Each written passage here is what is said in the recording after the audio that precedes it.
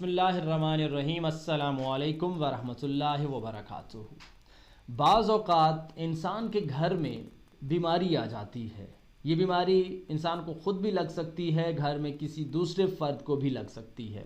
अल्लाह अज़्ज़ व जल ही बीमारी देने वाले हैं और अल्लाह अज़्ज़ व जल ही बीमारी को ख़त्म करने वाले हैं।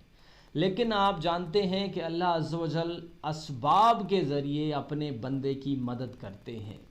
असबाब क्या होते हैं? जब आप बीमार होते हैं आप दवा लेते हैं, जब आप बेचैन होते हैं आप अल्लाह अज़्ज़ व जल का ज़िक्र करते हैं, जब आपको भूख लगती है आप खाना खाते हैं। बिल्कुल ऐसे ही जब आप बीमार हों, आपने दवाएं की, दुआएं की, लेकिन बीमारी जान नहीं छोड़ रही, फिर आपको वज़ाइफ़ करने चाहिए।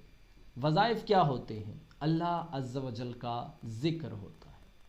अगर आप ये समझते हैं कि आपके घर में जो बीमारी है, ये बीमारी का आप तोड़ नहीं कर पा रहे, इस बीमारी के लिए दवाएं जो आपने ली वो कारगर साबित नहीं हो रही, तो फिर एक छोटा सा काम कीजिए। और छोटा सा काम ये है कि आप रोज़ाना 300 दफ़ा दुरूद पाक, दुरूद इब्राहिमी पढ़ने के बाद जब आप ये दुरूद पाक पढ़ें, उस वक़्त जो भी मरीज़ हो वो आपके सामने मौजूद हो, उसके बाद उस पर फूंक मारें और 4 कुल शरीफ भी 4-4 मरतबा पढ़कर उस पर फूंक मारें। ये अमल आप 21 दिन करें। इंशाअल्लाह अज़्ज़ व जल अगर अल्लाह पाक ने चाहा तो बीमारी चाहे जिस्मानी होगी चाहे रूहानी होगी, उसका तोड़ हो जाएगा। ऐसी बीमारी के लिए भी इस वजीफ़े को किया जा सकता है जिसके बारे में डॉक्टर्स ने आपको कहा हो कि ये बीमारी लाइलाज है।